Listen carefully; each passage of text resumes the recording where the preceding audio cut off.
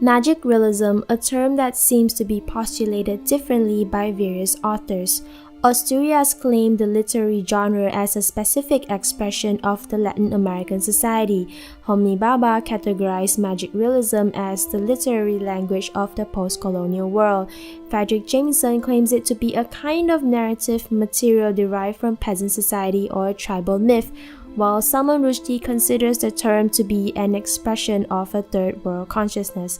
Although the term has thus become anything you want it to mean, magic realism still follows a general conception by Carpentier, where real maravilloso is not a realism to be transfigured by the supplement of magical perspective, but a reality which is already in and of itself magical or fantastic, which is why in magic realism the supernatural as well as highly improbable events are presented without any comment from the narrator, and these events are accepted in a matter-of-fact manner. As can be seen through the film El Laberinto del Fauno by Guillermo del Toro, Ofelia's encounter of magic is accepted factually.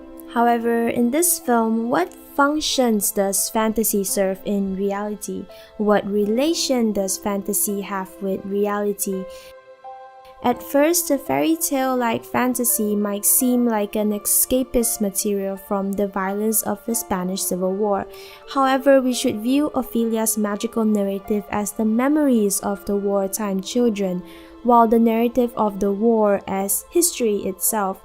Though memory studies acknowledges the hierarchy of history over memory, Del Toro seems to level both memory and history on a similar plane through the two ongoing narratives. Thus, to level memory and history, the extraordinary fluidity of movement between the narrative of fantasy and reality is showcased. Visual cues such as tracking behind trees allowed the film to transition between reality and fantasy,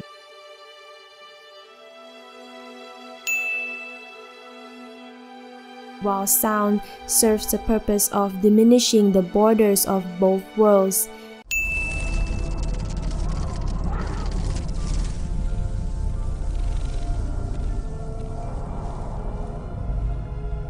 Entre los hombres solo se hablaba del miedo a la muerte y al dolor, pero nunca de la promesa de la inmortalidad. Y todas las tardes, la rosa se marchitaba sin poder otorgar sus dones a persona alguna. Olvidada y perdida en la cima de aquella montaña de piedra fría, sola hasta el fin de los tiempos.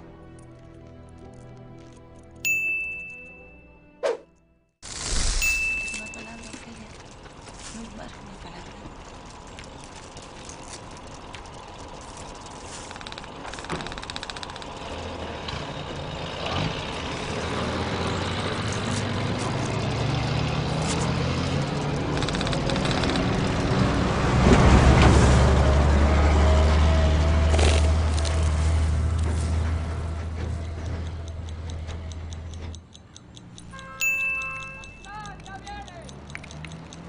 The intricately planned plot further bridges the connection between two worlds. Sometimes fantasy and reality are in parallel.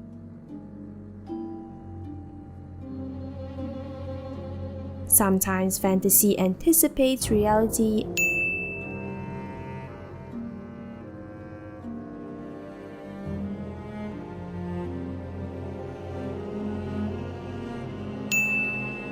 And finally, fantasy may follow reality.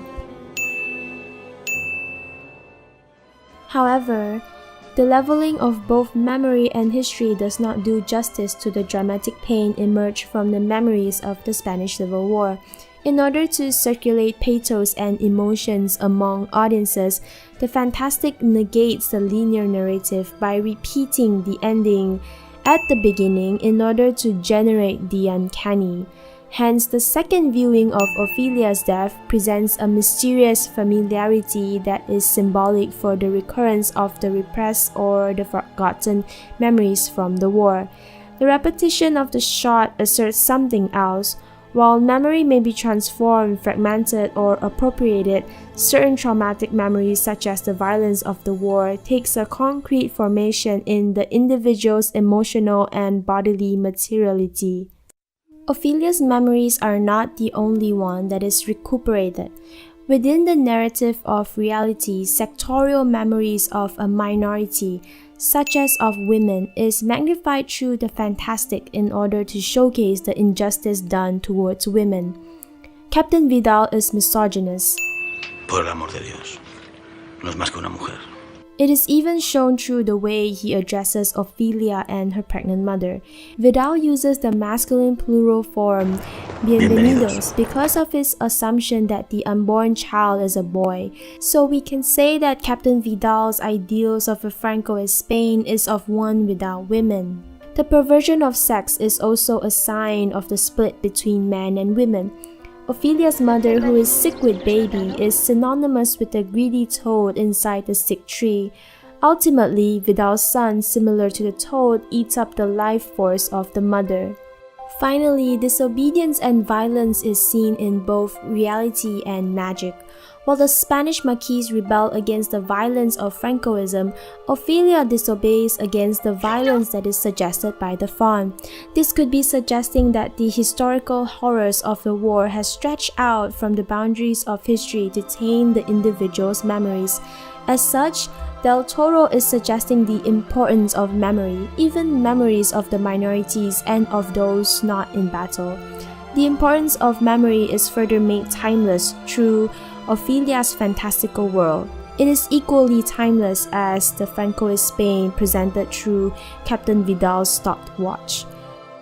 As such, Del Toro could be equating memory to fairy tales and histories, where memory may be resurfaced, it may be relived, and it can be timeless.